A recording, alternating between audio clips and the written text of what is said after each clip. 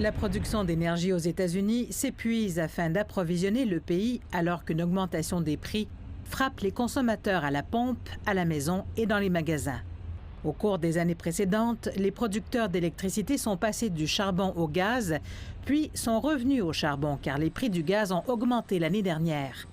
Maintenant, le coût de tous les combustibles fossiles, incluant l'option du charbon, généralement moins chère mais polluante, est devenu plus cher. Pour la première fois en 13 ans, les prix du charbon américain ont dépassé ce mois-ci les 100 $ la tonne. Les coûts plus élevés surviennent alors que les marchés internationaux de l'énergie sont touchés par le conflit russo-ukrainien et une reprise de la pandémie de la COVID-19. À l'échelle nationale, le prix de l'essence le mois dernier a dépassé les 4,32 $ le gallon, soit 3,8 litres. Les prix du gaz augmentaient déjà avant l'invasion de l'Ukraine par la Russie, mais ce pétrole, bien sûr, est le principal intrant pour les prix de l'essence. Donc, lorsque le prix du pétrole a grimpé après l'invasion, les prix de l'essence aux États-Unis ont aussi grimpé.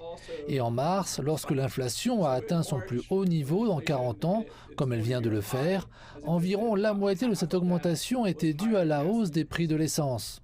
La Russie est le deuxième plus grand producteur de gaz naturel au monde et aussi l'un des plus grands producteurs de pétrole dont les exportations ont été affectées par les récentes sanctions occidentales. Moscou affirme qu'elle n'est pas responsable de la flambée des prix de l'énergie dans le monde, qui sont plutôt le résultat d'erreurs de calcul. Mais certains États américains adoptent un plan temporaire d'allègement de la taxe sur l'essence pour aider les conducteurs à faire face à des prix plus élevés. Mais les biens de consommation sont transportés par avion, train et camion, tous nécessitant plus d'énergie, ce qui exerce une pression sur les prix. Les membres du Congrès ont essayé d'amener les dirigeants de l'énergie à augmenter la production de pétrole et à réduire leurs profits. Mais cela n'arrivera pas de sitôt. La production de pétrole aux États-Unis reste inférieure au niveau d'avant la COVID, avec des prix du pétrole brut 50 % plus élevés que leur prix quotidien moyen l'an dernier.